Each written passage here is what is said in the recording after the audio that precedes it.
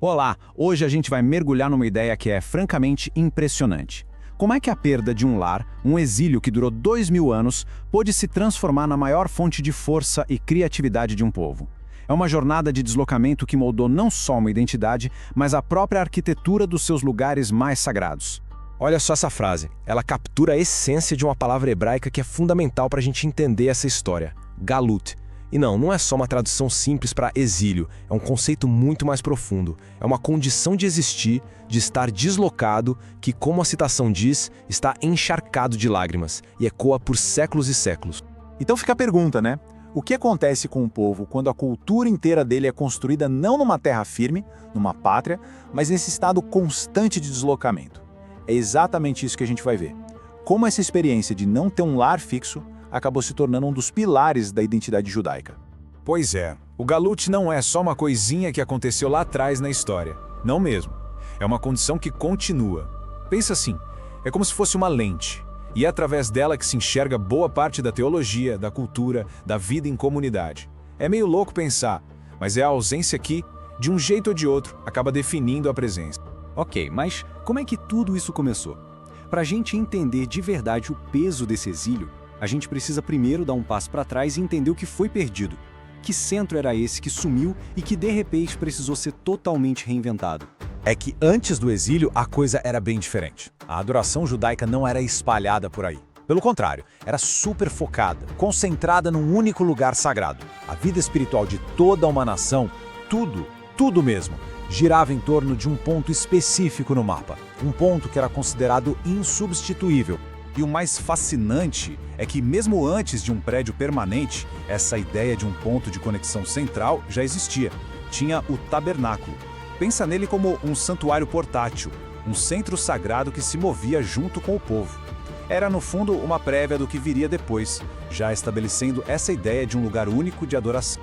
E claro, esse centro sagrado chegou no seu auge com o Templo de Jerusalém. Por isso, a destruição dele foi um baque tão gigantesco. Não foi só perder um prédio, sabe? Foi uma crise existencial mesmo. Como é que uma fé que gira em torno de um lugar específico pode sobreviver sem esse lugar? É como arrancar o coração de um corpo, o que sobra. E é aí que a história fica incrível. Dessa crise toda, dessa perda, nasceu uma solução genial e super resiliente.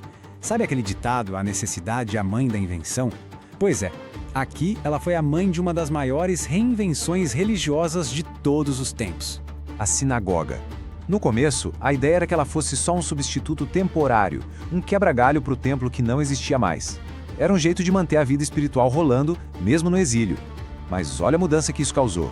De um único lugar centralizado, agora eram vários. De rituais de sacrifício, o foco passou a ser a liturgia, a comunidade. E o que era para ser provisório, acabou virando permanente. Essa adaptação virou o novo padrão de espaço sagrado, um modelo nascido direto da experiência de estar espalhado pelo mundo, da diáspora. Foi assim que o futuro foi definido. E claro, essa nova realidade toda se reflete na arquitetura. A gente consegue ver como a própria construção das sinagogas conta essa história de origem em terra estrangeira. Tem aquela frase famosa, né, que a forma segue a função. Mas nesse caso, a forma também segue a história. O conceito da sinagoga foi totalmente moldado pela relação com o mundo ao redor, o mundo não judaico. Dá para pensar em 3 pontos-chave. Primeiro, a negação. Como não tinha uma pátria, os prédios muitas vezes não tinham um estilo nacional definido. Segundo, a desconfiança. Vivendo num mundo às vezes hostil, as fachadas eram discretas, mas por dentro, interiores riquíssimos. E por fim, a resignação. A aceitação de uma existência provisória, o que muitas vezes resultava em construções menos grandiosas do que as catedrais vizinhas. Essa é uma questão que, até hoje, desafia os arquitetos. Como é que a arquitetura pode expressar uma identidade numa paisagem que não é a sua? E a gente vê arquitetos modernos criando novas interpretações superpoderosas que conversam diretamente com essa herança do deslocamento. Esse projeto aqui é um exemplo brilhante disso. Mostra como a arquitetura consegue responder ao lugar e, ao mesmo tempo, ao simbolismo. Essa estrutura não tenta se esconder de jeito nenhum. Pelo contrário, ela se afirma. Ela pega a paisagem transitória do deserto e a transforma numa declaração de permanência. Então, a sinagoga foi a resposta física. Foi o que deu um espaço concreto, um lugar de encontro para uma comunidade que tinha perdido seu ponto central. deu literalmente um endereço para uma fé que tinha se tornado nômade. Mas a resposta física não era o suficiente. A sinagoga era o abrigo, ok.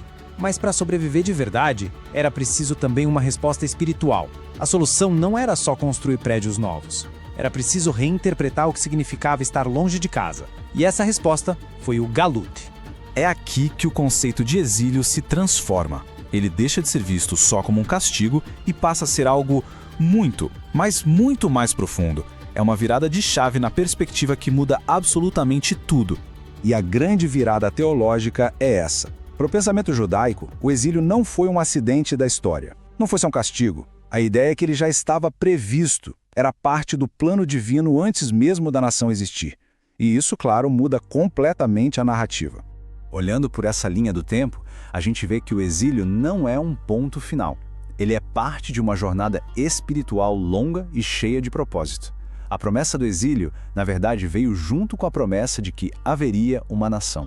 Isto transformou a ideia de deslocamento, que antes era vista como perda, numa jornada com um propósito. A pergunta deixou de ser o que foi que a gente perdeu e passou a ser o que a gente está fazendo aqui. No fim das contas, a história da sinagoga e do Galut mostra uma coisa incrível. Na ausência, no vazio, pode nascer uma resiliência impressionante, uma criatividade que ninguém esperava e novas formas de identidade. Talvez a perda não seja só um buraco, mas um espaço em branco, um espaço para criar. O que então será que é criado no espaço que foi perdido?